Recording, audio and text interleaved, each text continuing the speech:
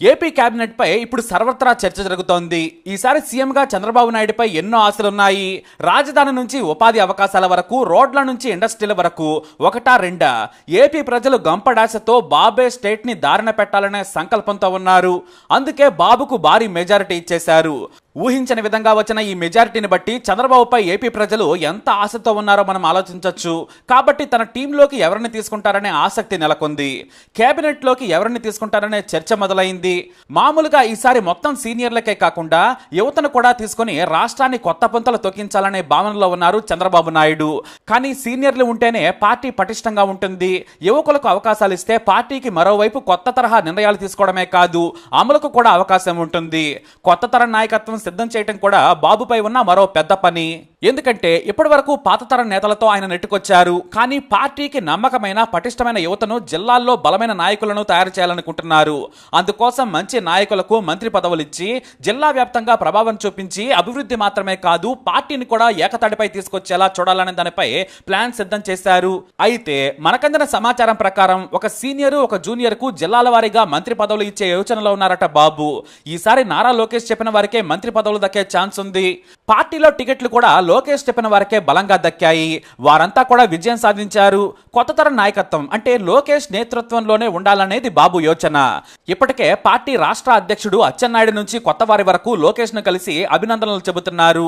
అంటే party power మెల్లిగా లోకేష్ వైపు మొగ్గుతుంది అనడానికి ఇదే ఉదాహరణ.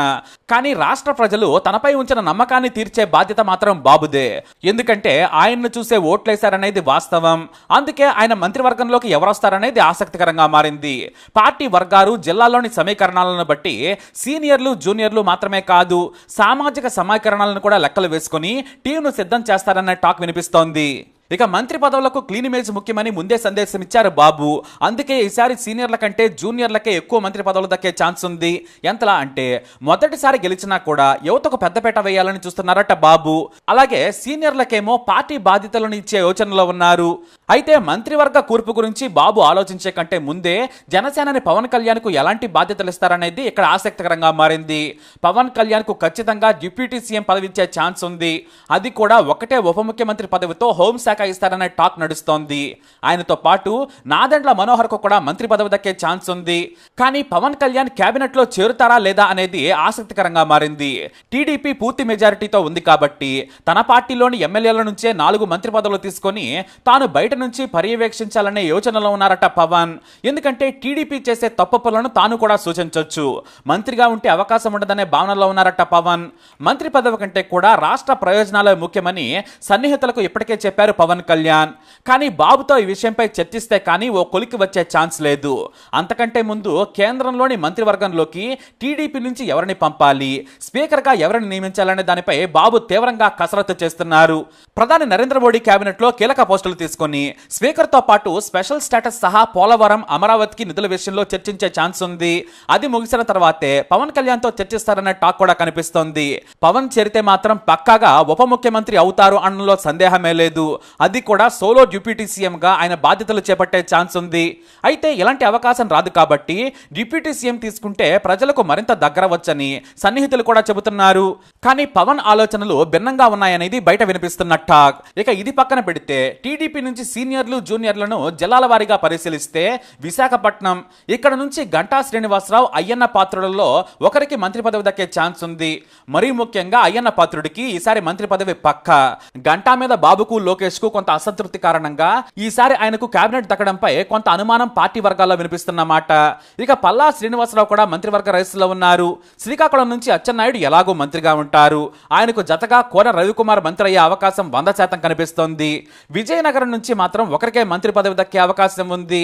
కొండ్రు మురళి లేదా కళా వెంకట్రావులు పరిశీలించవచ్చు. కానీ కొండ్రు మురళి వైపు బాబు మొగ్గే ఛాన్స్ ఉంది.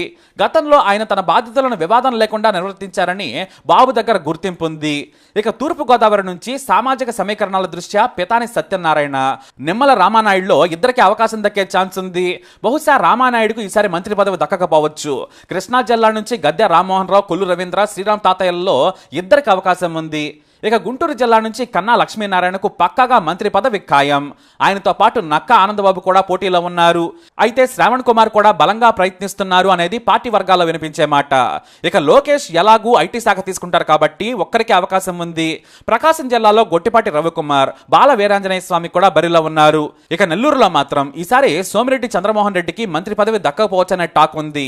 నారాయణ ఎలాగూ మంత్రి అవుతారు. ఆయనతో పాటు ఆనం రామనారాయణ రెడ్డికి కూడా జిల్లా మీద పట్టు కోసం మినిస్ట్రీ ఇచ్చే ఛాన్స్ ఉంది. అనంతపురం జిల్లా నుంచి ఈసారి పక్కాగా పయ్యావుల కేశవ్ మంత్రి అయ్యే అవకాశం కనిపిస్తోంది. ఆ తర్వాత కాలువ శ్రీనివాసులు, పరిటాల సునీత కూడా మినిస్టర్ కావచ్చు. కడప జిల్లా నుంచి మహిళలకు అవకాశం ఇచ్చే ఛాన్స్ ఉంది. మాధవిరెడ్డికి మంత్రి పదవి దక్కుతుందనే టాక్ ఉంది.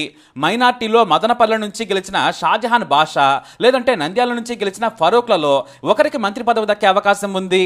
ఎస్సీల నుంచి పాయకరావుపేట నుంచి గెలిచిన వంగలపూడి అనితకు మాత్రం మంత్రి పదవి ఖాయమైనట్లు ప్రచారం జరుగుతోంది. అలాగే మరో మహిళకు అవకాశం ఇవ్వాలంటే బీసీ సామాజిక వర్గంలో ఖచ్చితంగా యనమల దివ్యను మంత్రి చేసే అవకాశం ఉంది.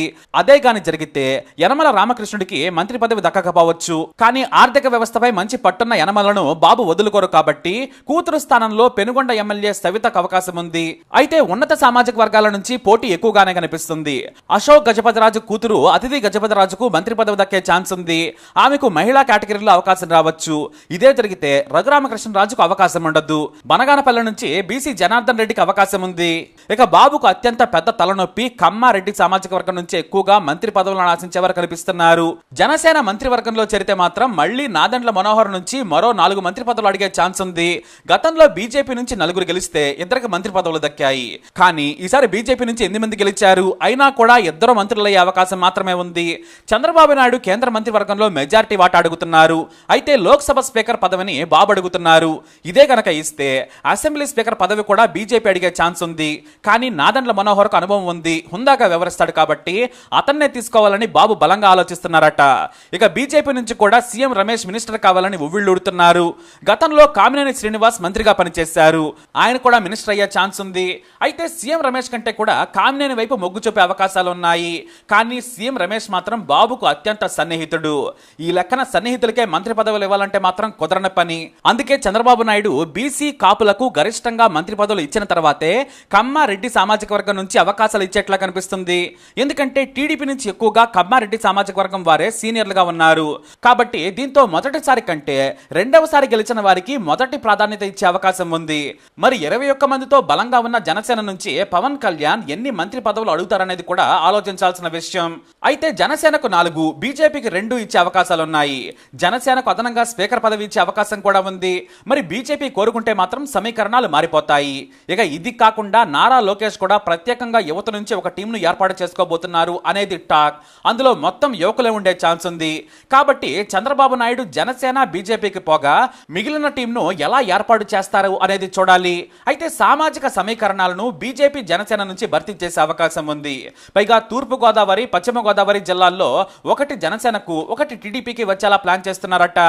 ఏదేమైనా కూడా కీలక శాఖలన్నీ కూడా సీనియర్ల దగ్గరే ఉంటాయి. ఆర్థిక శాఖ, వ్యవసాయం, నీటిపారుదల, ఐటీ, పరిశ్రమలు, రూరల్ డెవలప్మెంట్, మున్సిపల్ శాఖ, రెవెన్యూ, విద్య, వైద్యం, హోం శాఖలను టీడీపీ దగ్గరే ఉంచుకుంటుంది అనడంలో సందేహం లేదు. స్త్రీ శిశు సంక్షేమం, రవాణా, దేవాదాయ, అటవీ శాఖ, మహిళా సాంఘిక సంక్షేమ శాఖ, పర్యాటక శాఖ, చేనేత, పశు సంవర్ధక శాఖ, గృహ నిర్మాణ శాఖ లాంటివి మిత్రులకు, జూనియర్లకు చంద్రబాబు ఇచ్చే అవకాశాలు కనిపిస్తున్నాయి. మరి మీ లెక్క ప్రకారం ఏ పదవి ఎవరికి ఇవ్వాలి అనే ఆలోచనను కామెంట్ ద్వారా తెలియజేయండి. ఈ వీడియో అప్డేట్స్ కోసం మా ఛానల్ ఫాలో అవ్వండి. అలాగే తప్పకుండా సబ్స్క్రైబ్ చేసుకోండి.